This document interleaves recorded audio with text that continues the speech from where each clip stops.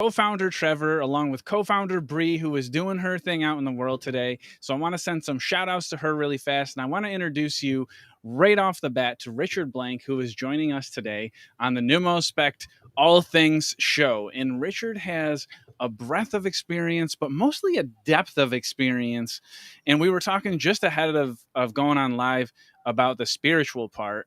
And that's a part that's new to me in the creative sense. So that's kind of like where my head is. I would love it if you would introduce the folks to how you like to be known, who you are, what you look like if they can't see you even, and the vibes you want to get out there. But also, I would really love to just start in a spiritual place because that's a place that's very new for me. And I would love it to really pick your brain in that place because I think it has a really interesting and new for me impact on the creative process. Welcome, Richard. I'm so happy to be here, Trevor. I guess the first thing your audience can call me is friend. And then if they want to, describe me by name, it's Richard Blank. I am the CEO of Costa Rica's call center. And I'm very happy to be here on your show. You do great work and really have a lot of stuff to share with you and your amazing audience. Thank you so much. I appreciate the kind words. We are very new and we are so new to the world that anytime somebody says something nice to us, that it's just like a child's reaction to us.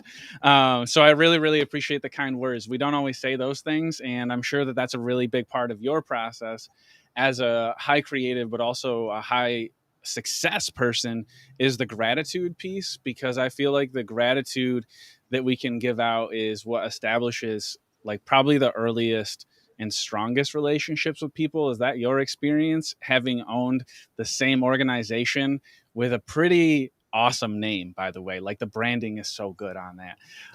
But you've been 18 years now almost? Well, I've been in the industry for 23. I moved here in August of 2000 and I worked at my friend's center for 4 years, learned it from the inside out. I decided in my mid 30s to throw my hat in the ring, Trevor, and I had the maturity, impulse control, and some capital. And so we just celebrated our 15th year and grown to 150 seats. And it's been a nice run. And, the main thing, and you were mentioning earlier, a lot of it is about positive escalation. It's sincere compliments with people. And so in my industry, not only showing sincerity to the work that people are doing, but when we're making prospecting calls or receiving calls from existing clients, we really extend as much as we can to give them the best experience. And these are just the soft skills in which we were raised. And if you don't forget them and you use them, don't be surprised if you can't grow a business. That's awesome advice. Do you go by the golden rule or the platinum rule or something totally different? Sometimes I got to break rules. And the most important thing is you got to be in the now. You have to be in the moment. And sometimes people will judge you from the experiences they had prior with other call centers or employees or what have you. And so everyone needs to slow down and calm down, start from scratch, give benefit of doubts. And it's important for me to allow you to speak first so I can understand where you're coming from and maybe deduct what's important and get right to the point and save some time. And so a lot of it is just turn taking in the right times to be able to do conflict management and be able to maintain relationships. I like to just let those sit for a second sometimes, especially the relation. Well, the relational ones are so good in the time we live in. I don't think you can talk about relationships and humanity enough with the era that we are in of technology and such rapid development. I think that people who can create great connections with humans are going to be the ones who are fulfilled. Like, I don't know if we can promise money by having great networks and great friends, but I do think there's probably a better promise of fulfillment down that road. I know there's a question that you want to ask everyone.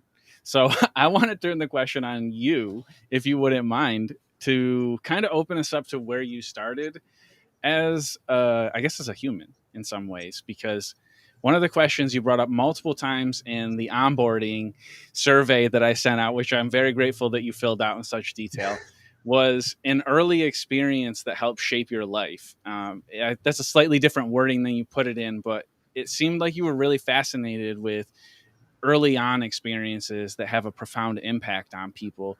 Could you speak to what that is for you, maybe, and why that's so critical to you? Because I did notice a pattern of a few times that coming up. Sure. A lot of it's positive reinforcement. If you're a good boy, you might get a cookie. And if you keep breaking windows, you might get in trouble. And I realized very early on in life, it's much more fun not to be in trouble. But then again, it's not fun to be just straight and narrow. There's got to be wiggle to life, and you have to experiment and test. And it's not really being a bad kid. It's more of just mischievous. It's curiosity, like a cat. And look at it like this: as a child, everyone's taken a candy bar from a store. Happens when you're 5 years old, right? But at 50 years old, you could look back at the 5-year-old and realize you're a different person. And if I ever have the opportunity to go to that store again, I would leave $5 on the counter and say, we're good. So people need to forgive themselves and realize there's stages of life. But for me, it was about mentors, individuals that were accomplished, things that were done on merit, not because of maybe social climbing, backstabbing, or some sort of politics. I like people that were authentic because they're the ones that had the distance. They weren't a 5-minute player or one-trick pony. And the worst thing ever is when you take off that mask like they did at Scooby-Doo and you realize the person people respected was the monster that was trying to scare people. And so I know that the older you get, eventually things will come around. And if you tell the truth and you act your wage, you show sincere interest in people, and you follow through with your word, then you become consistent and people can depend upon you. And so those are the sort of stages in life that I knew that I was able to accomplish at different ages. Yeah. Is there one that sticks out? Is there like a moment where you thought to yourself, I think I know what I want to do. I think I know I'm going to run towards having an enormous call center that's wildly successful? What was the turn into that? Was that intentional or accidental? Because a lot of entrepreneurs come at it from a variety of angles, but I have a feeling yours is intentional. Am I right? Let's take a deep breath and I'll just give you a Cliff Note version of how I got here. Yeah. Oh, yeah, was it intentional? Sometimes you have butterflies and you can feel things and the stars become aligned. This is what I did know, that I always enjoyed languages. And when I was fortunate growing up with a comfortable family that took vacations to Mexico, besides the experiences, I came home with vocabulary. And it impressed Latinos, the fact that I showed this sort of interest and that reinforcement. So when I had the chance to take the classes, those are my favorite classes. So when I graduated the proud Abington High School in 91, I didn't have the grades for Ivy League. I couldn't follow in family footsteps of Harvard Law, Columbia Business, or Washington Lee University Finance. I didn't have that at all, the maturity, the grades, or the structure. And so I got recommendation letters from a Spanish teacher and my principal. They paid it forward. They offset my poor grades to get me into the University of Arizona to be a Spanish major. This was fidelity. I loved it. I knew that I was marketable if I could speak a second language. I was the only one out of my friends. And there's a chance that it could open unlimited doors. And it did. In college, I interned for Telemundo for 2 years. Post-grad, I worked for the importers of Corona. I would have never gotten those jobs if I couldn't speak Spanish, and those are fun jobs. So cool. And then in 2000, I came here, and just think about momentum. There was no moss on my stone, it was rolling. And so when I worked at my friend's center, it wasn't C-level, even though I was very good friends with the owner. He just gave me a 1 in a million opportunity. And so during those years, I learned retention, sales, customer support, onboarding, training, search engine optimization, and the labor laws. But the most important thing I learned, and this is the $1 million thing, is I heard the happy and the sad and the good and the bad. The agents were griping, and all they wanted was their dignity. And so I said, wait a second. If I can surround myself like the A team with experts in IT and labor laws and accounting, maybe those could be my branches and roots. And if I could be the trunk of the tree and just extend some sort of empathy and play pinball and teach them advanced English rhetorical skills, then I might be able to get that sort of It's almost like the bird. You open the cage, does it come back? I compete against Amazon and hundreds of centers here that offer flexibility with their schedule, where they are. Your best friend could be working there. But I try to do it on merit. I want the people to realize that I can delegate and promote you. I can give you certain skills here that will make you more marketable and more self-confident. And so 15 years in an exceptionally competitive industry where I'm a guest in this country, think of all the odds that were against me. But I put my chest out. I knew I was from Philly, and I also relied upon myself. And one of the greatest things an entrepreneur can do is to continue to bet on themselves. And that's very fulfilling. So that Richard Circle, Trevor, back to that 18-year-old self, where all of your audience are in different stages of their lives and their careers, you have to stay true, and you got to stay on that forced march sometimes. And there's a lot of naysayers and great believers that will try to take you off of it. And it's okay. I mean, it's the only thing is they don't understand your mission. But life is short. And if you have good intentions and you believe that you're on the right bus, but you just need to find the right seat of life, then by all means, drink your life and live it. Because the greatest thing you could do, my good friend Trevor, is to be able to look at yourself in the mirror and give yourself a wink and a high five. Oh man, you and I'm sure you know this. You are speaking to my soul. It has been a road to be an entrepreneur, and I knew it would be. There was never any doubts about that. I was really lucky, similar to you, to have amazing mentors that really make every bit of the difference, which is why I do what I do. Is I want to spread more mentors like yourself and get the words out there, but also mentors that are totally different than you, because we all need different mentors and different leadership at different times. Right. And it does carry you through. And then stepping off the ledge, though, is very different. I thought I was ready after my last job, and I was definitely not fully ready when I stepped off the ledge, but I did find that passion. And it's definitely, for me, has been one of the most dangerous things I could have done, is get passionate about a business, because it is the most addicting thing to want to serve people through that type of mechanism, to provide the stability and the joy. And you mentioned empathy, those things that sometimes we missed in our early stage careers. To be able to provide that to people is scary, but it's also, to think that I could do it also doing what I love at some level, is so fascinating and also so addicting. Like, I want it so bad.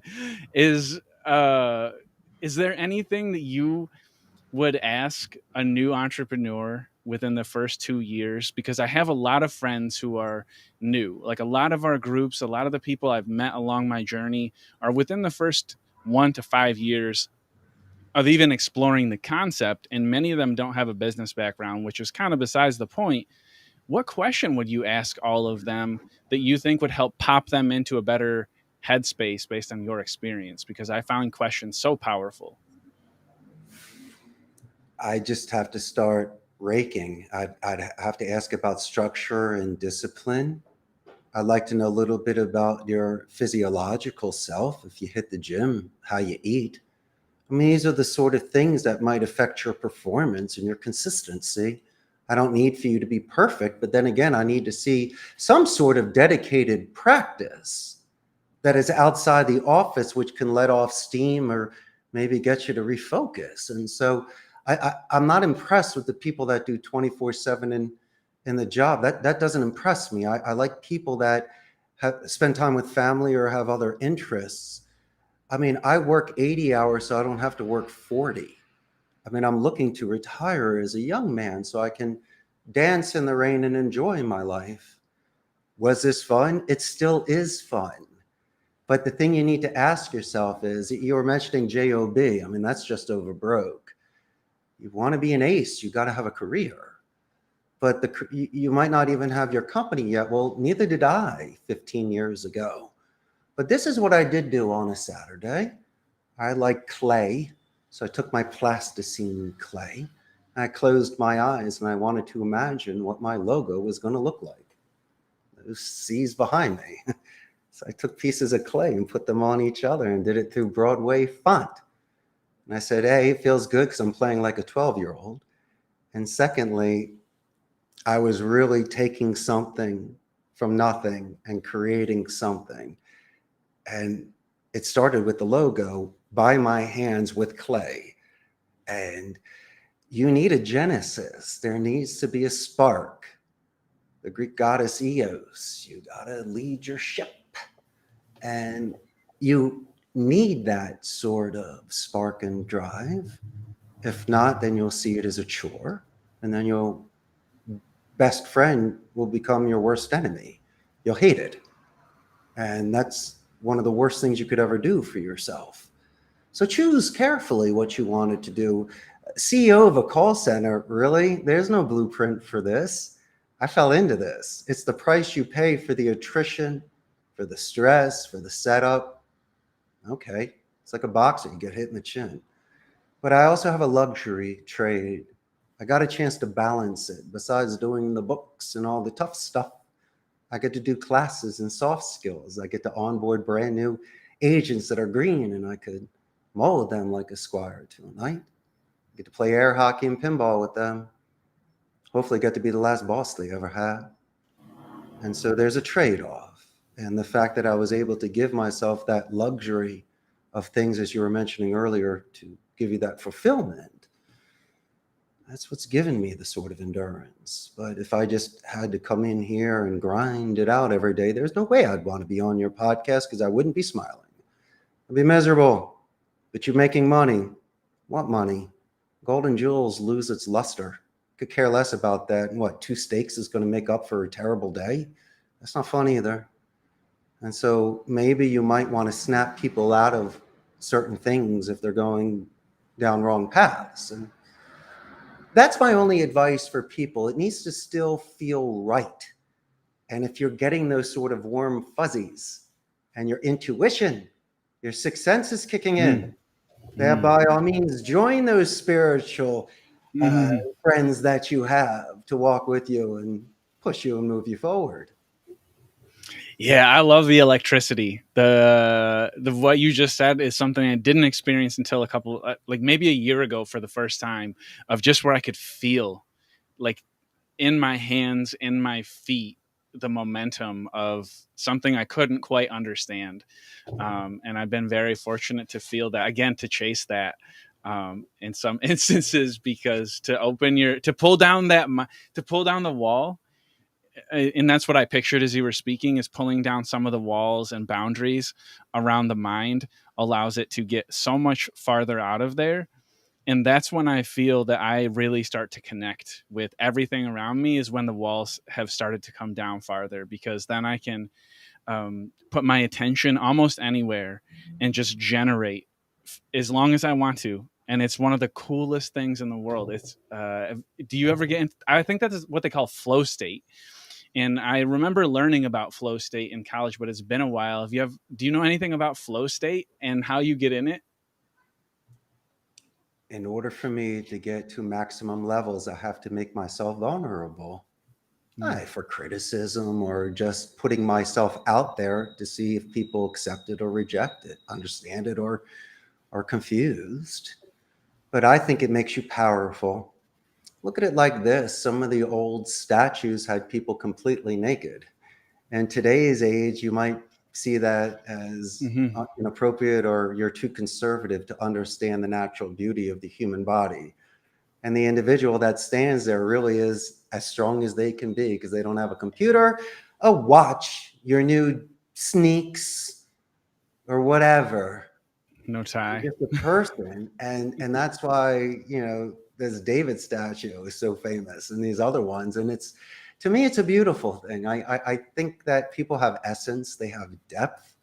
And I think it's very nice that I'm wearing a suit. I'm doing this out of respect, and I'm in the office and whatever. But I prefer when people share certain things. Your best friends are the ones that saw you skin your knee and they're still friends with you. They saw you cry, but they still want to be your friend. Yeah. And so I think people need to see you in your best moment so they can applaud and congratulate you. And if you're at your darkest moment, not turn their back on you and just listen or be there and everything in between. And so to answer your question, I think it's about what you're able to do to yourself first before you can contribute to others. That's another good one. You have quotes for days, Richard. You have like it's neat to be around someone who generates thoughts and ideas in the forms and the ways that you do, because it's a beautiful mix of art and business.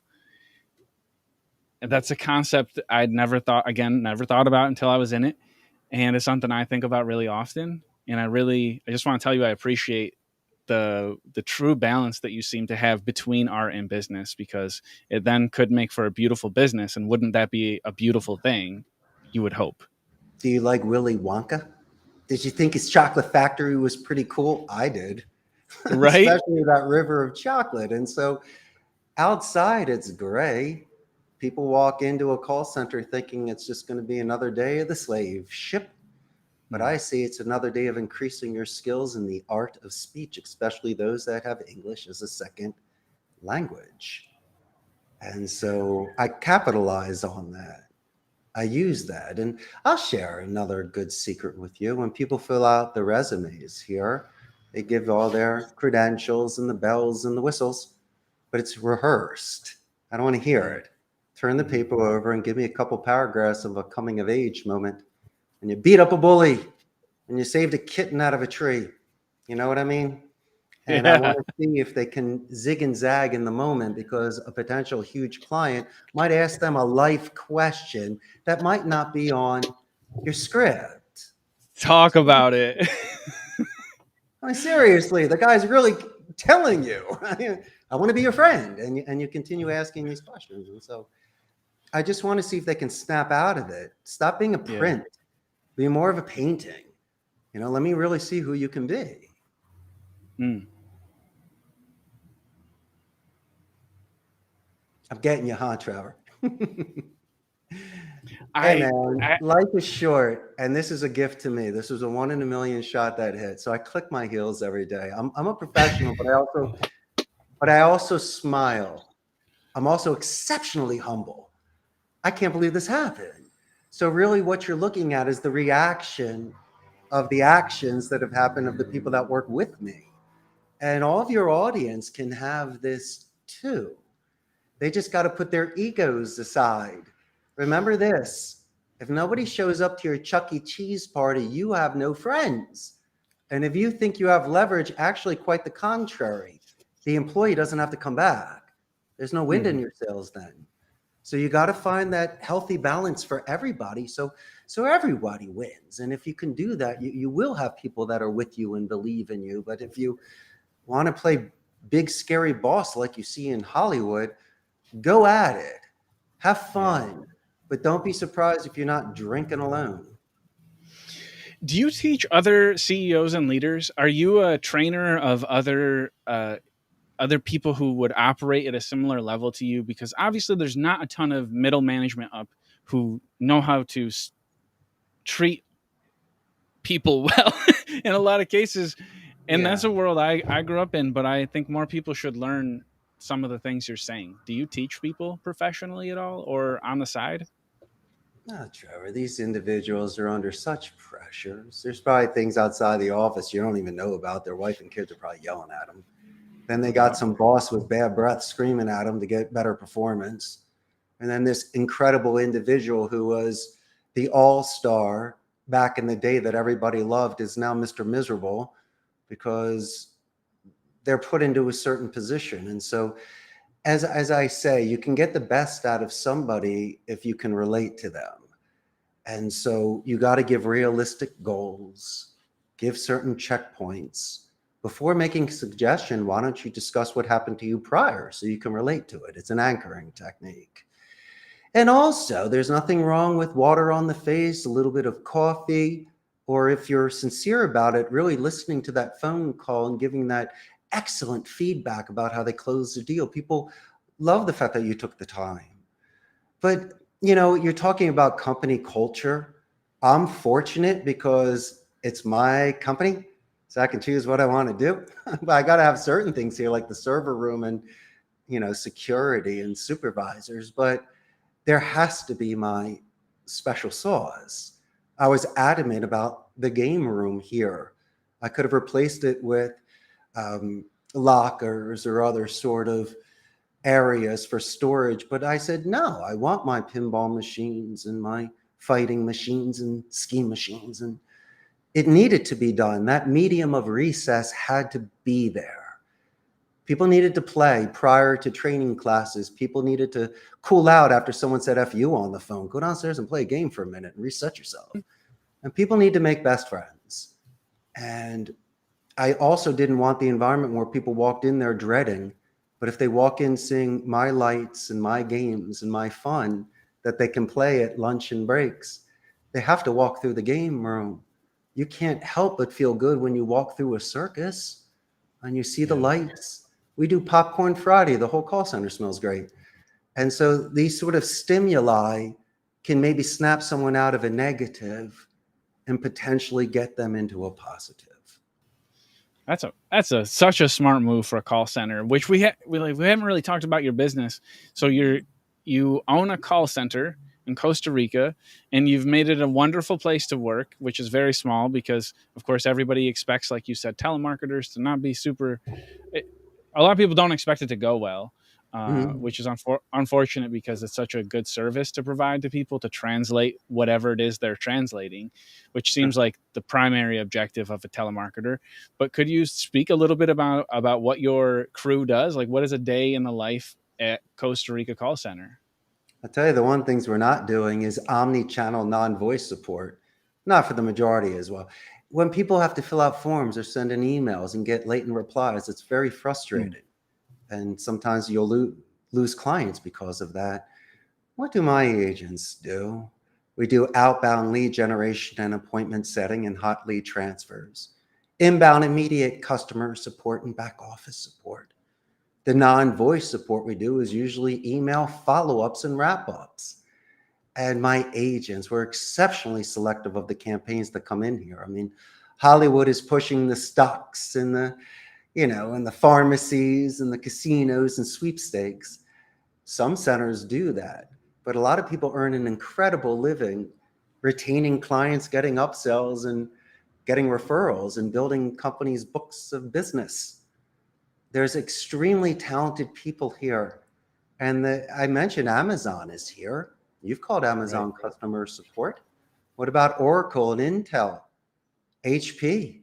They're located here. And if anybody knows the call center industry, you have Sykes and Teleperformance, Concentrix, Convergys. Ooh, yeah, they're like varsity football players, and I'm like Lucas in the movie. I'm a fraction of their size, but I tell you what, I can hold my own, and the people that I have with me can compete with the best of them. And I do respect Jeff Bezos. He's giving a ton of work here, but he hasn't played pinball with all of his agents. So if anything and nothing, I still get that gold medal. And so those Yeah, are the for little first downs that I get in order for me to build a business. I don't need to rule the world, but you can make camp and be happy in one certain area, and that's what I plan to do. yeah, that does seem to be the mentality of the American business person, is that we need to rule the world in order to, I don't know what, but it does seem to be this never ending fight to beat someone at something, which makes for such a hostile environment, not just a work environment, it's just a hostile environment to operate in. And it stifles so many things as big tech has. They have so much control over things. Amazon in particular, with the way they've gotten into healthcare and things of that nature, very interesting. And I applaud that you have continued to refine your process instead of try to buy out all of your competitors. It would seem like, are you still in an expansion phase with your company, or are you stable and steady right now? We took a hit during COVID, but we are stable and we're always growing. But things have changed. Now the agents prefer to be virtual or work from home. We had the advantage before brick and mortar where you not only had this synergy, more control of just the environment and the internet redundancy, backup generator, immediate IT support. I was very fortunate the fact that I could transition into this virtual sort of medium and still have a business. I count my blessings, but I miss walking the rows. My center was packed and it was fun. Now, on the flip side, I was also looking for additional space, and that's a ton of bread to load up. And since I have a 300-seat center, I only have a fraction of the agents here now. Pretty much people for PCI compliance, onboarding, too far from home. There's always a reason for someone to come here. But I don't need to look for additional space now. We just usually do it for onboarding. And so that has saved me an enormous amount of money in regards to my expansion plans. But the industry has changed. I compete offshore with the prices of India and the Philippines that can do it for a fraction of my cost. And it's not that we have superior skill sets. I think there's incredible people on the phone everywhere in the world, but I try to look at it objectively. Let's look at it realistically. Let's just say India and the Philippines are a third of my price, or even half, whatever. I look at the metrics. You're telling me that you have 5-minute talk time, which means you can make 12 calls an hour. Are you telling me if I'm twice the price, I got to do 24 calls in an hour? But I can't do that realistically because every call is 5 minutes. And so there are certain times when there's just no more gas in that car. And unless I'm an octopus and can call 7 times at one time, and talk 7 times, it's impossible. But Yeah. on the flip side, if it's merit and it's not just carpet bombing, and there's certain soft skills and company cultures that can offset that cost and with a level playing field, be able to match or exceed certain numbers because of my home environment, well, then by all means, I can earn the business. And then I will let them know ethically that I can take the account because I can't promise double if it's impossible metrics wise. And so, case by case basis, I listen. And most of the time they're frustrated with their internal staff or the staff that they hired for pennies on the dollar, or it's impossible to keep people because they have some supervisor screaming at them all day. And it's not for me to walk in there and to critique. But then again, kind of look at what's happening in your own environment. And if you like cursing and if you like yelling or writing in bold cap, and we had one guy write in red, that might not fly in Costa Rica where the expression here is pura vida, which means pure life. I don't want you to rock a happy boat and ruin a happy home.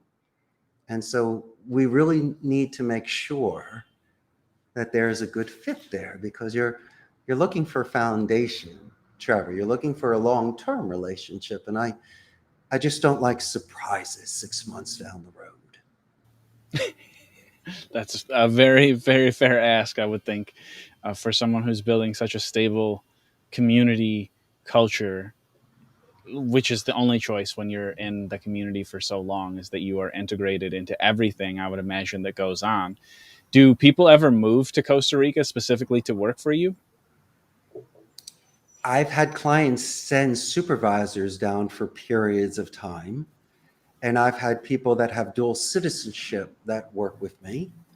Not specifically where someone has found me and says, I'm coming down there, putting my bandana on the back of the stick, leaving my home and coming to find you. Yeah, I'd love that. Yeah. But I tell you what makes me exceptionally excited when I have people that have served in the military in the United States that come down to Costa Rica. And they are definitely my heroes. And I try my hardest to hire them as quickly as I can. And I tell you what, there are certain individuals that might be older, the gray hairs, that I can't say lack computer skills, but maybe not as fast or has a sort of ability to catch on a certain pace. I don't care. That can always be taught. But the one thing that they have is just this incredible wisdom, experience, and composure. And I try to hire as many of them as possible because sometimes certain cultures will, I guess, not hire certain individuals at a certain age. But I really look to see who's the best fit for this environment, who can contribute off the phone when we're sitting downstairs in the game room or the lunchroom to tell the good story or to be your best friend. Those are the players I'm looking for.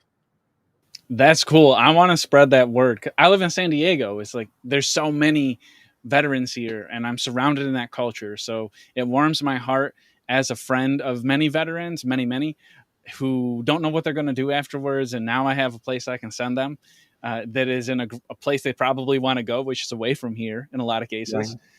That seems like a great time to hire if you're hiring. Are you hiring right now? Random question. We're always hiring Okay. because sometimes we have attrition and other campaigns are growing. But getting back to the military, we use the military alphabet here. A lot of people don't Okay. like to ask how to spell exotic names, and they wonder why emails bounce back. You might be the only person to ever ask that individual how to pronounce their name correctly, and then you really anchor with them. And so we make it essential to be able to know the military alphabet on day one. I think it's pretty cool. Um, but this is an industry where there's a lot of burnout, and people might see it as transitional. But as a gladiator, if you can survive this, you can thrive in this. And if you have skills on the phone, these are things that can be done outside of the office where you can save a marriage, build friendships, make a nice name for yourself. And so maybe it's the tough route, right? Instead of going the easy way. And it's almost like having to go to the gym or practicing the piano. The things that seem tedious and long, but after you've mastered it and you've done it for a while, it's different. You look at it differently. And sure, was this an extremely long journey in the beginning, but I took it like the tortoise, not the hare. Guess what, Trevor? I did not overextend myself. A lot of your entrepreneurs are thinking that they need the penthouse suite, the limousine, the whole shebang. Well, shebang costs money. And I look at it like this. I needed to start, and I had to start somewhere. And so I was out of my home working, but I was able to rent a turnkey station at a blended call center. It's almost like an internet cafe, a little more luxuries, but I didn't have that overhead. I paid premium, but I could pay the taxes, the salary, and make my margin. And if I could scale or reduce, that's fine. He's paying for all of that stuff. And I did that for 2 years. You might say, well, Richard, you should have stopped earlier. Well, Richard didn't know. I needed stable clients and I needed capital, and I was still new in this game. And I needed the contacts so I could find the computers for a fraction of the cost because import taxes are 80%. But I'll buy a used computer. It's only been used for a month or two when call centers go out of business, or used furniture. Had to find the right grid in the city so the electricity stayed up, and found a nice place to rent for 6 years so I could build out more. And then from there, I had enough capital to buy my own place. So don't think it's a snap overnight. It's not a genie sort of thing. And stop looking at me holding the belt. Yeah, I know I won the fight, but man, this took 15 years to get Sure. here. Sure. So people have to have that sort of patience to understand that this sort of craftsmanship does take a while. And so if you can have that sort of breathing and meditation and happiness with just these little bit of wins that you do, then I think it'll be a wonderful journey that you'll be on. I appreciate that. I hope so. I love the little things. I love smelling the flowers. That's why I got like the garden. I spend all my time in the garden. It's where I grew up. I grew up on a farm, and it's my connection to get my hands in the dirt. It grounds me in all the punny ways, but mostly just to have dirt under my fingernails is probably gross to most people. And to me, it is just everything that I need in order to be, like you said, the person I need when I come back to the people. When I get on screen, I have to be this version of me that's learning on the fly in front of a camera. And then when I'm in the garden, I can be in a place where I feel competent and my decisions are not as important. And it allows me to sort of clear before I come back and meet someone like yourself who I want to be able to give 110 to every single time. It's a lot to ask of a human being I'm learning. I've heard entrepreneurs and leaders say, of course, that it's lonely at the top.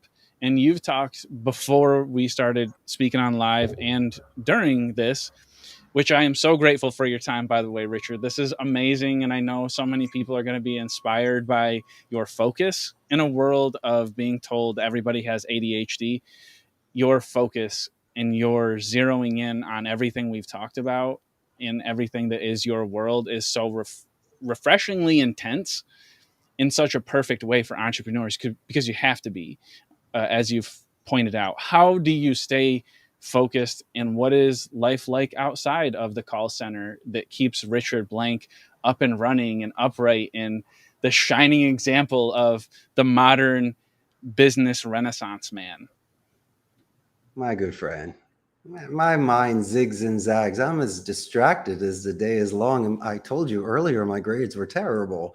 So I'm definitely in part of that crew. I don't know how you would describe me back in the 70s and 80s, but I was definitely looking out the window instead of at the chalkboard. What do? I surround myself with people to reduce my doubt, reinforce my ideas, allow me to do a Lennon McCartney and throw everything out there. But I truly believe in image streaming. I love my imagination. And if I'm capable of describing what I see, I think it's the greatest way for me to connect because I'm tapping into more stimuli and it's more inept. It's something that's more inside of me that's coming out. It's not commissioned. It's that's pure. And you have to have good intentions. Some people say, well, it's nice to tell the truth. Well, if a dinner is not pleasing, you still try to finish your plate and be polite. There's certain things you have to do. And I've realized about social grace, I think that me today, you tomorrow is a beautiful thing because if you can give that energy, you can also receive it. And if you're cool enough with you, life is great. I mean, you should really love your tastes. And I also believe in sincere friendships. It takes work, though. I mean, you have to make the call and receive the call and also be forthright. If you can't do something, follow through on making the call to reschedule it. But these are the sort of things that have reduced my stress. I think we spoke about this prior to the podcast. I love structure and I love discipline. Sometimes I like routine, even though it might seem monotonous. To me, it allows me to plan. So there's less uncertainty, which to me could cause stress because of time management. But to answer your question outside of the office, I do pinball marathons. I wash my convertible on a Sunday. I love hitting the gym. My wife and I like to travel. I'm in paradise, so we go to the beaches and the mountains and run around the rainforest. I'm living Gilligan's Island. This is the great. I'm from Philadelphia. I live in Costa Rica. All I want to do is have a great time. And so um, maybe it's a little selfish. Sometimes, Trevor, you got to get past your parents' guilt. You got to Yeah. decide if you want to live your life or the life of others. I was under an enormous amount of pressure to follow in certain footsteps, and there was career expectations, but I wanted to really live a poet's life. And by speaking a second language, all the world was a sage. I just didn't have to be somewhere at some time to do my job. No, my job's all day, every day. And it's fun just being a linguist. And in a sense, it's really just about being more in touch with humanity because knowing you're a guest in a country and having these 105-minute conversations with people from all over the world, you realize that Philadelphia is not the center of the world. And a lot of the things that you hold dear to you and that are important back in the States or somewhere else, well, you don't mean anything right here. And so for me, a smile, an appreciation. And if I go into someone's home, you'll just compliment how beautiful it is and how good it smells. And you properly introduce yourself to the grandparents and the kids, and you enjoy your now and in your moment, so you get asked back again. And I slowed things down, my man. I shed some skin. I left the United States 23 years ago. So as much as it's nature and nurture, I changed. And when I come back, I'm still the same person, but there's a lot more depth And a lot of the things that might have affected me back in the 70s and 80s just glide off of me now. And if I look at it and I can catch it, and say, there you go, you're good. It's all right. And it's a beautiful way to live life. And people notice these things and they ask how it happened. And I said, well, it's just about following through and paying it forward. And those are the two things, which is a perfect combination.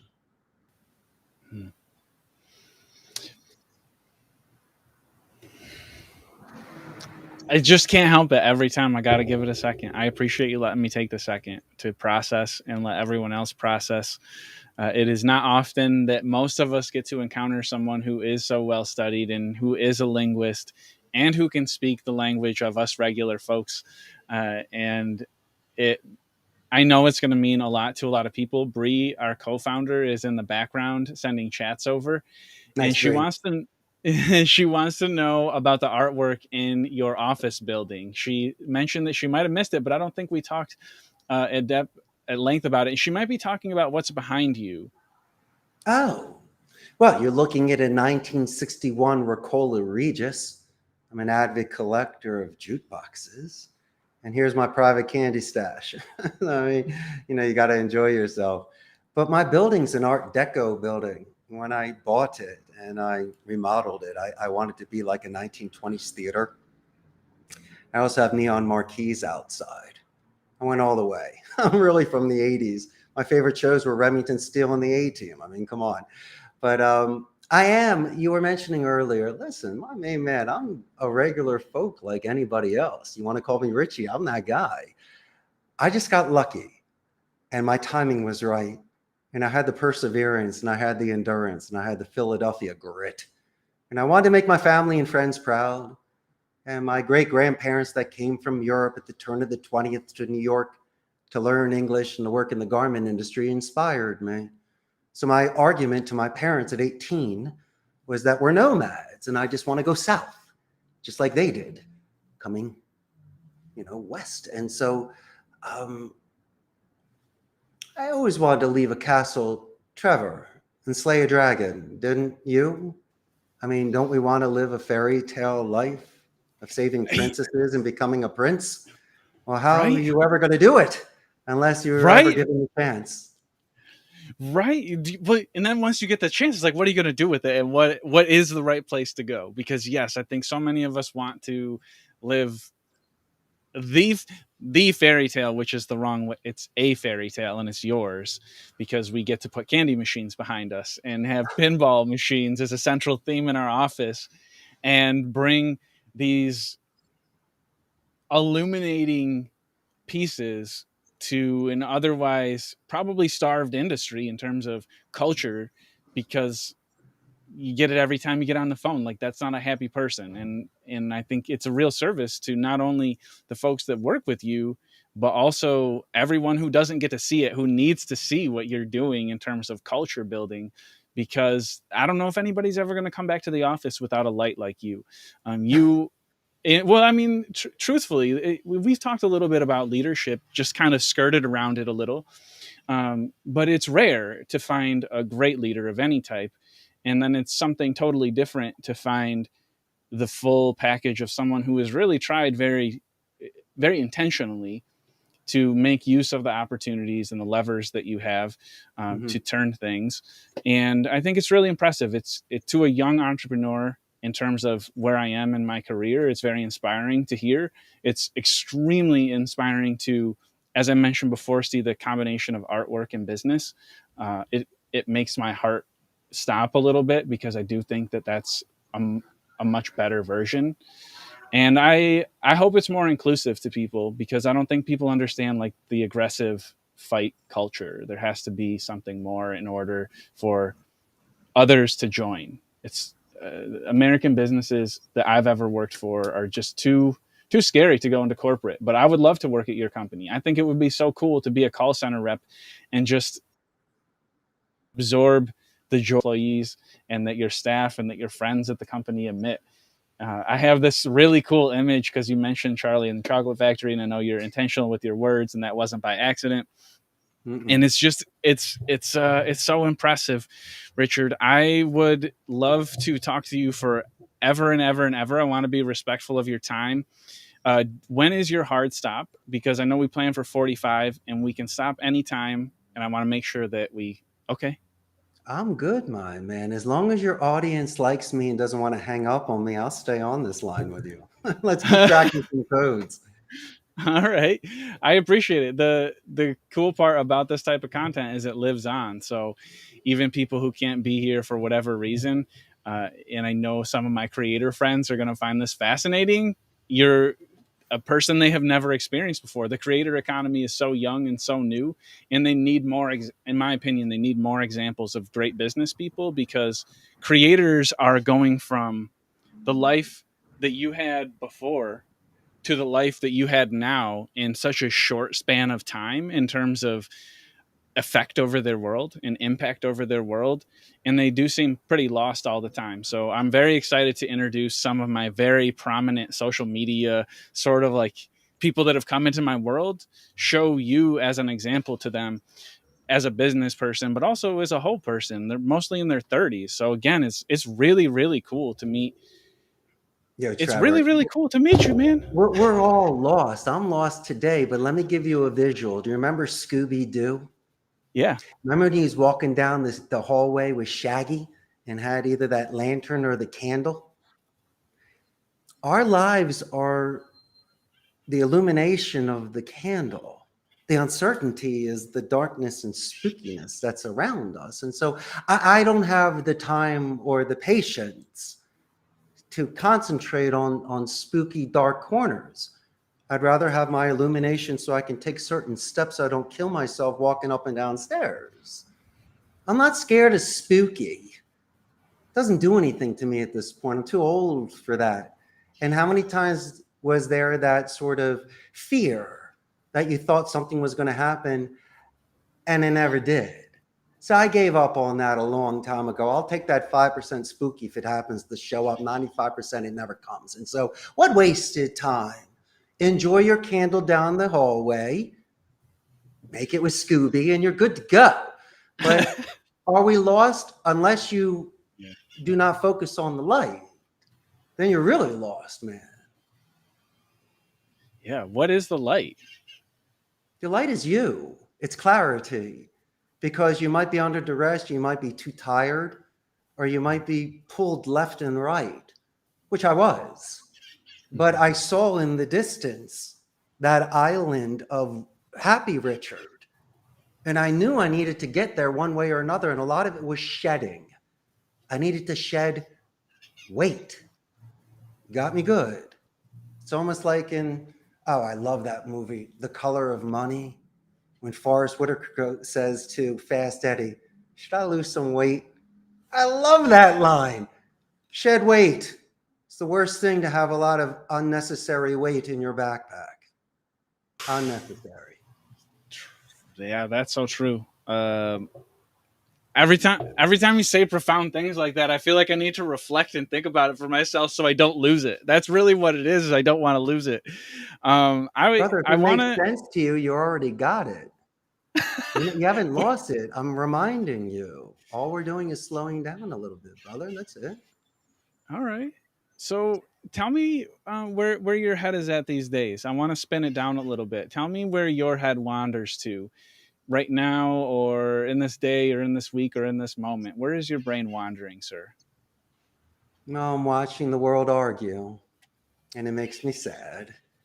But then again, you can only control you. So if I can do these positive interactions with employees or people that I see on the street, then at least in my way, I'm trying to put a little ripple into this world and make it a bit better. And but there are things outside of your control, and I don't want to lose friends over politics.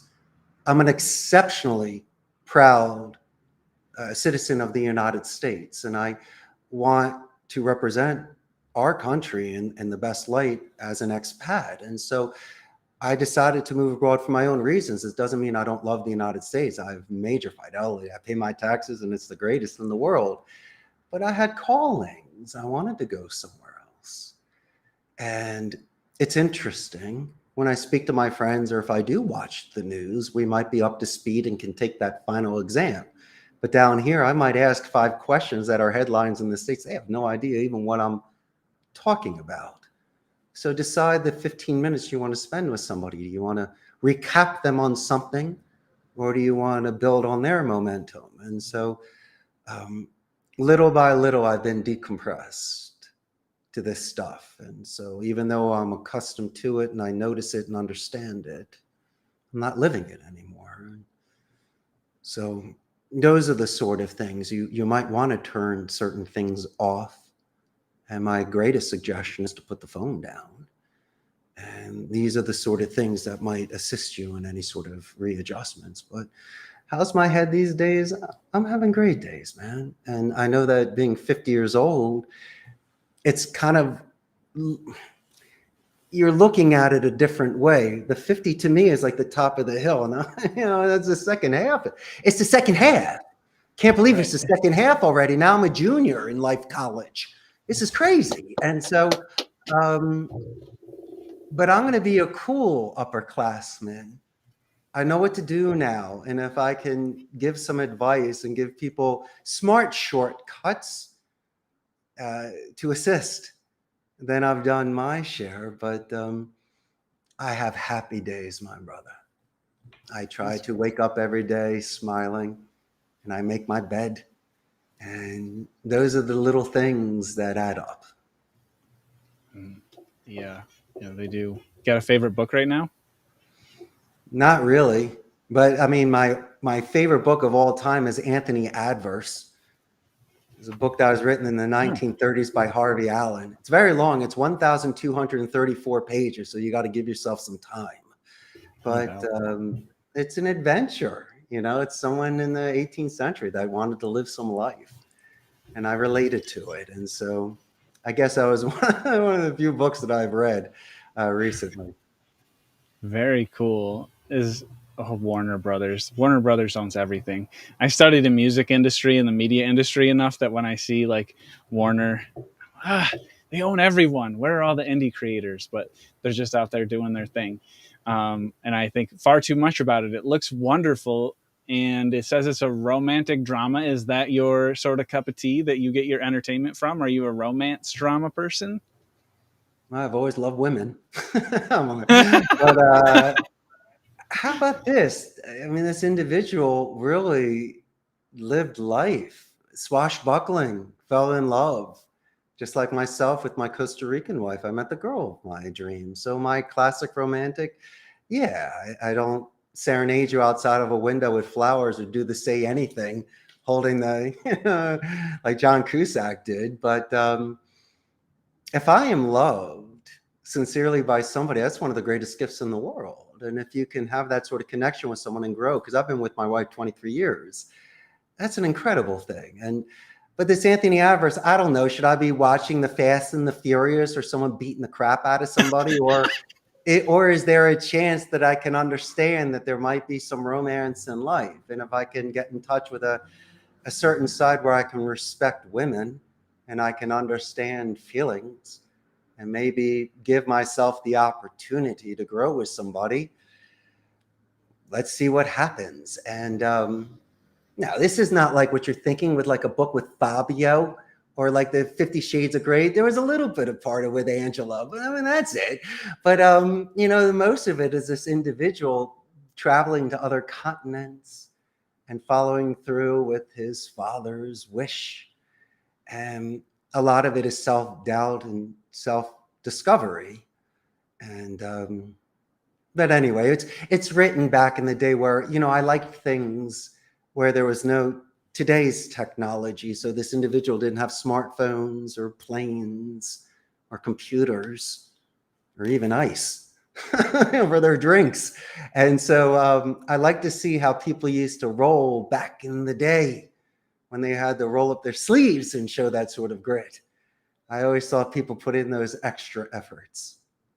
Yeah, I love that stuff too. That's my world where I came up from, is by farmers who refused to buy or didn't have the money to buy new equipment. So they repurposed everything. I love the old stuff too. And I again love the garden because I can set my phone and just get away. Do you have time that you get away from your phone and engage with those deeper mediums of life? And how do you balance that as a business person? Because I probably need some advice there. No, I think you're doing great. But since I'm in Costa Rica, the house that I live in has some property. So we Okay. plant. We got our banana trees, and we also do our lettuce and our tomatoes and carrots and our certain spices, the dill and the parsley. You were mentioning touching the soil. I do it without my shoes on. I want the double connection. I want to really feel the grass and the earth. My wife loves that, and she's an exceptionally spiritual woman. In fact, I'm going to disclose something with you. When I met her, think about it like this. I grew up playing ice hockey. My favorite band was In Excess, and I loved Pac-Man. My wife didn't know any of that stuff. She was a Costa Rican princess from up in the mountains, right? And so some of our first dates, we would go into the rainforest, and she'd be picking out the plants and the flowers, things that were edible. And I fell in love with that. I mean, this was a completely different world that I've ever seen, but this was someone that was so in touch with nature and the beauty of life and took the time to understand the plants and the animals that were around her. I found that one of the most attractive things I've ever seen in my entire life. And I wanted more of that. And so if you really think about it, it is incredible, the sort of two worlds that came together. But I was looking for that. I was looking to find something where I didn't have to work for it, but I didn't want it easy. Imagine if you married someone that was from your same town, same high school, same church, same everything, same group of friends. It's plug and play, right? You have everything in common. It's good to go. But imagine if just starting with languages, everything is different. Everything was different, but not in a bad way. It was like chocolate and peanut butter. You mix them together, then you got your Reese's peanut butter cups. And then if you freeze them and give them out during Halloween, it's even better, but that's not the point. Point being is that you have two different things combining it. It's one of the greatest candies that's ever been created. And so I love that every day is new. And when we are at home, we speak in two languages, which makes it fun and exotic. And it's never a dull moment. It sounds wonderful. You've got 10 years on me. My wife and I have been dating and now married total for 13 years. And Wonderful. yeah, same deal. She's very smart, very challenges me all the time in all the best ways, and is also extremely supportive. And is a musician, a skater, and is also very in touch with many things that I am not, and routinely opens my brain up to a world that I don't understand or didn't understand. And I also, on the note of our wives, cheers to them. Want to ask? I guess it seemed like you had some strong feelings about how men treat women, in short. And I think that that's a topic I've been exploring in my head in the background, like more and more often of late. And I wondered if you had any pieces of just shut up and do this, young people, because I think that I'm learning that the culture around violence in the United States, at least, which is what I can speak to, is so gender, it's normed. So it's, I think, around 90% of criminals, it seems like, are men. And somebody recently gave me that stat. It's a very, very bizarre world to sit back and think of how many violent crimes are just men doing them. And it seems to me like it has a lot to do with the respect that are given to everyone else that doesn't look like me and maybe doesn't look like you.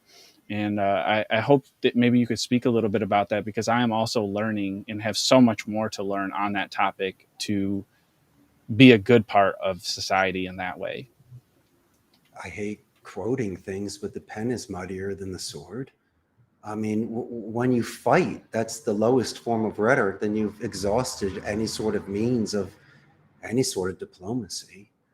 And in regards to how people treat women, you know, there are certain areas in Latino society where they call it machismo, where men have certain expectations and wives may have certain roles that they need to fulfill. I believe in equality. I do like the fact of people that can be ama de casas and homemakers and people that raise children and really give a home secure. But they're putting in is not more than other individuals. And so for my wife, I mean, this is extremely old school, traditional Costa Rican values here. And so the wife stayed at home, raised the children, made a beautiful home, and it just kind of like the 1950s, right? And my wife has that in her where our home is perfect, but she also wanted to do other things. So she's a director of human resources, finishing her law degree. And so these are things, her own goals that first, I think it's amazing. I don't have the fortitude to do it now. And the fact that she's driven, I'm her biggest supporter.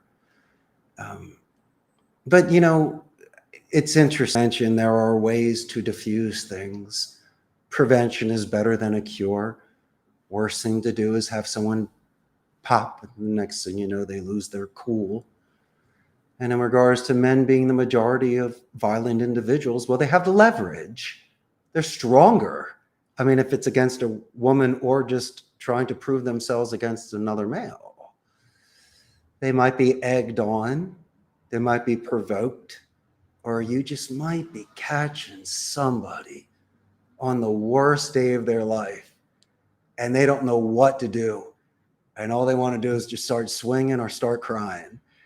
And so there might be a huge story behind what you see in public or what people are saying. And so I don't know, Trevor, did you ever get into a fight? I did. In 11th grade, I fought a good friend of mine, Mark, because we were competing for a girl.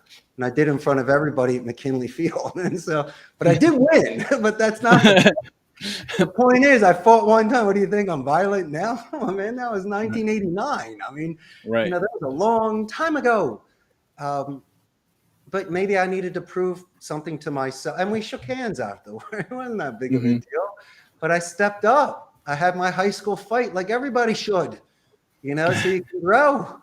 But it doesn't mean that I should be in jail or I'm a violent person or you should be afraid of me. I was back being a foolish teenager that needed to prove something in front of my friends outside a homeroom. I mean, that was my situation, Trevor. Yeah.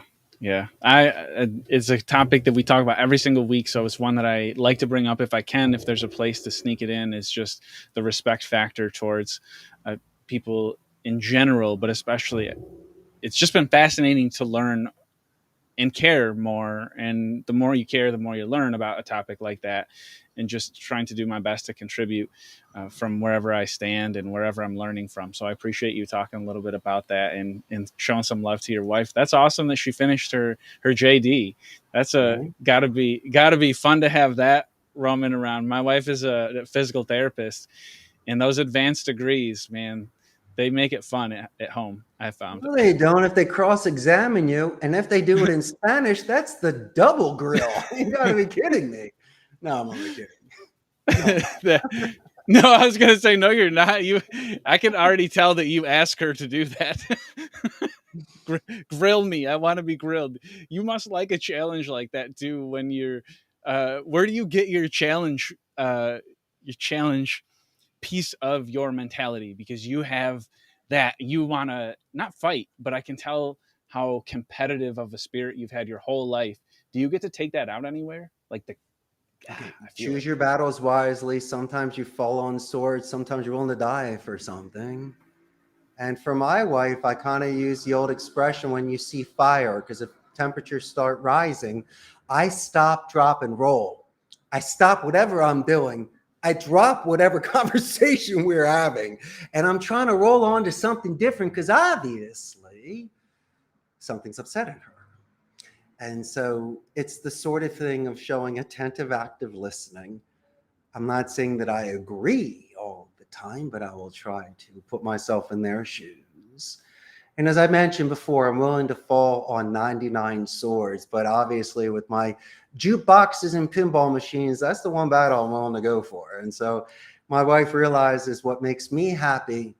And if we can find that happy medium where I get my retro games and she gets everything else, then we live in a very happy home. Sounds like it. That's the only way you get to come to work happy and truly mean it, is if you are going home.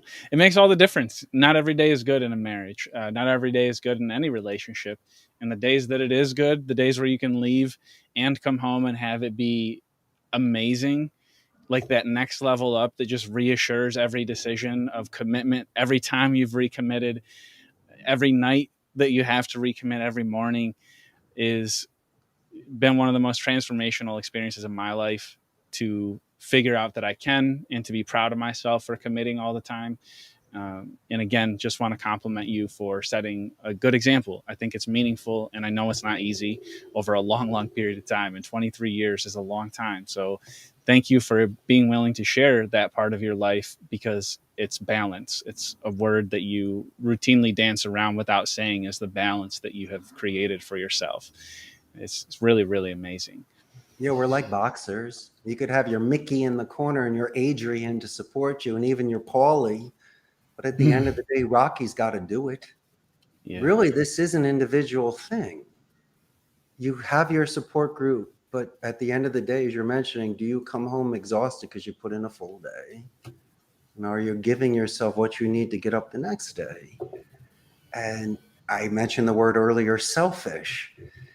Yes, there are certain sacrifices you have to make to be the best.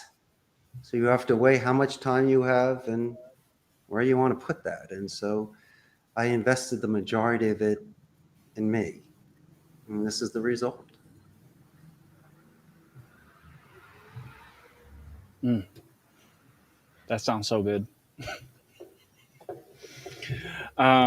Richard, again, really want to talk to you all day. I would love to listen to you all day. That's the truth, is I just want to listen. I want to come to story time with you. I want to listen to every story you've ever told and ever have to tell. The one I'm most curious about is one of the future. What is life like in the future for Richard? How can people support things that you care about? Whether that's, of course, your business, which I'm guessing is not something that the average person would look to support, but maybe there's some other things that, if we want to thank you for your time, and we do, I do, but also trust that the things that you support are probably the things that are worth time. What would those things be? No, for me in the future, I'm going to be writing children's books. That's the most fun for me. It's going to revolve around mini golf and Rube Goldberg experiments. So I just want kids to play old school way. I think that'll be fun. But supporting me, it's really about me being proud of you. I'm cool. If you reach out to me and we connect, I think it's fantastic. But share with me your successes. Let me add wind in your sails and let me be proud to be your friend. And it's okay if you come to me and ask a clarification question, because I have certain experiences. Or if you are winning, allow someone else to give you a high five. Don't be embarrassed by that. It's wonderful to have a win after you've worked so hard. And then you'll really get to see the true people that care about you, because there are haters out there, and that's fine. I don't know why they hate me. You know what I learned as well? That a lot of today's employees don't give 2 weeks notices. I understand that there's competition and people have opportunities, but there's also a commitment to myself and the client to at least give a smooth transition. And so if somebody can't come to me, shake my hand and say, we had a great run, I'm going to fulfill this as you fulfilled with me when we first started, that's a perfect circle. So I can bump into you at the mall and be cool. I just don't want people where if they can't look in my eyes, it means, Trevor, that they've done something wrong. And so a lot of the advice that I'm giving today is about you being able to live with yourself, and the people that surround you are the ones that you really filtered. And it's almost like water seeking its own level. And you could have thousands of followers. You could be an Instagram and TikTok king. But at the end of the day, you said it's very lonely at the top. It's only lonely at the top if you are having that attitude. You should always be grounded and humble. You still make the calls to your buddies and go out and have that pizza and beer with them. And I mean, just because you're either making more money or you have a title or you have all this stuff, it's just a medium. You're still the same person. And you should never be lonely at the top. In fact, what you should be doing is bringing more people in to assist them to raise their lifestyle and their opportunities and chances. You have that. And so really, if you are ever given this gift to be in a position where you're capable of assisting, guiding others, do it. Because don't look at it from the money side. Look at it from coming around. You want to be that story people tell 20 years from now, that you were the best boss ever, or you're the one that started their momentum. I mentioned before about my principal of my high school giving me a college recommendation letter. To this day, I have a second language scholarship at Abington High School. I paid it forward, and I was just inducted into their Hall of Fame for business. And that's old school love. And it's the sort of thing where I am an example of that community, and I'm exceptionally proud to have that honor. And I think that all of your audience should be looking to do things that are a little bit bigger than money. I got plenty of it, but that's not what makes me happy. What makes me happy is being your friend, Trevor, and hanging out with Bree, and seeing people crack codes and shed skin and grow with me. And when they introduce me to their mother, they say that I'm the best ever, the best boss ever. That's cool, man. That's what makes it all worthwhile at the end of the game. Dude, that is though. The employment compliments are the best. When I got to be hiring, those are the best, because you know how much it means to someone. Because you have to work. Everybody, not everybody, but a lot of us go to work every day, and to enjoy that experience and to be grateful for the person that brought you in is very, very cool. It is very different than a lot of other kinds of compliments, because Oh yeah, it feels good. That's cool. Bree is in the background right now having fun. Bree she rock. Bree does rock. Do you have any questions for us or for Bree while you have Yeah, when are us? you guys coming to visit me in Costa Rica so we can do our second podcast at the beach? All right, maybe we could culminate one as soon as we can. That's the right answer. So when can we get there, and what rationale can we have for coming there? Well, A, you can write it off as a business expense. B, your buddy Richard is here, and I got 1,000 suggestions for you. We have some of the best surfing in the world, and the cost of living here is about a third of the state. So I can make a trip next to nothing and give you some maximum experiences. And it's just one of those things, my friend. Don't feel the pressure. It's just an open invitation that you can cash in at any time. And you know I'll be here to pick you up at the airport, and then we begin our fun. That sounds amazing. As soon as I tell Laura, she's going to want to come because the surf bug has bit her and she wants to go everywhere to surf. And I'm sure your water is much nicer. I really appreciate the invitation. We will definitely be taking you up on that, because Bree is about to go into heart surgery in a couple weeks. And I know on the backside of that, possibly at least, there's still some questions. But on the other side of that, as she continues to get healthier and stronger, her granddaughter is back in her life, and that Nice. has totally changed her world. She's gone from Awesome. wondering about her health to actually having test results change because of that child's existence in her life. So as she continues to get stronger, it will be amazing to come to be in Costa Rica and sit with you in person and talk life. Like I want to just talk life with you for the next 6 days, maybe. You'll find what you're looking for when you come to Costa Rica. I promise you that. Okay. Richard, is there anything more that we can do to support you? Any way that we can serve you? Any creative or media or like what can we do for you? I would love to serve you, or at least find an excuse or reason. I want to be your friend, as you mentioned. And how can we best do that? How can we integrate ourselves into your world? Because I know social media isn't the place, but I would love I to do mean, that. you already pulled that off, so you're definitely my friend. But your audience can visit my Facebook fan page. We have about 117,000 local Costa Ricans there. And just real quick for your audience, it'll give you a pulse of the business process outsourcing industry in Central America. We're north of Panama, south of Nicaragua. We're the only democratic society in Central America, so there's no standing army in Costa Rica. They have a 95% literacy rate here and the most neutral English accent in Central America. And we're known for ecotourism and medical tourism. It's a nice life here. And there's a lot of direct flights. We're on Mountain Time Zone. And as I mentioned before, once this goes live, which it is, and I get a copy of it, I'm going to put it on the website, which will then give you more fans. And my main thing is just keep putting wind in your sails and supporting what you do, because you're helping a lot of people. And I gravitated towards this. And your website's cool, and your pictures. And Trevor, you seem exceptionally non-threatening. People just want to be your friend, man. And don't stop, because this thing's only going to grow.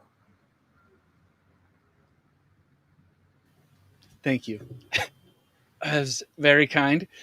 I'm very grateful for your kind words, for your time in bothering to respond, and respond in a very genuine way from the moment you reached out through this moment now, Richard.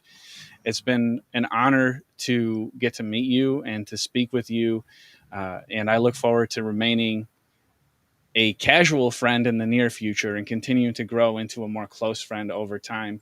It seems like it would be a really amazing place to be, but also one that we share interest in. So for that reason, I won't stop saying thank you. So thank you. It's reassurance is really all we can ask for, I think, in our pursuits that seem wild and crazy to everyone else at times.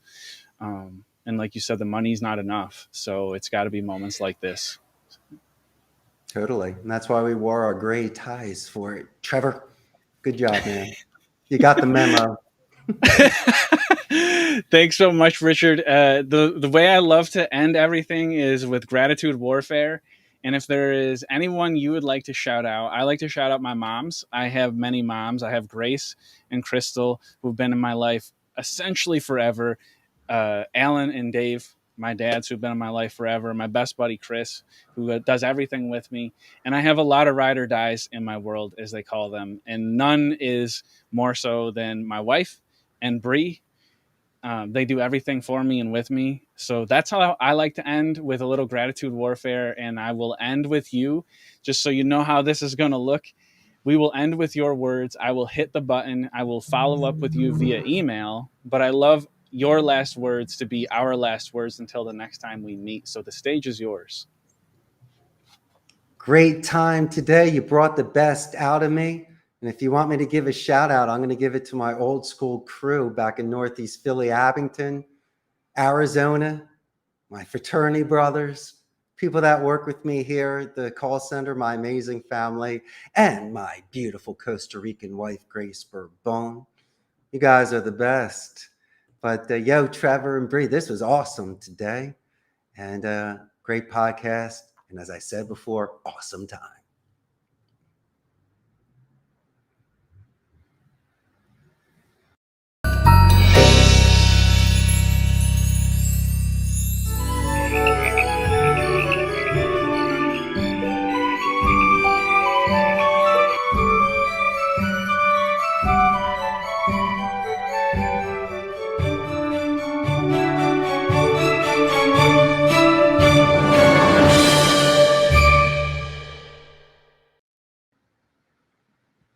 Nice. All right. I'm in the show.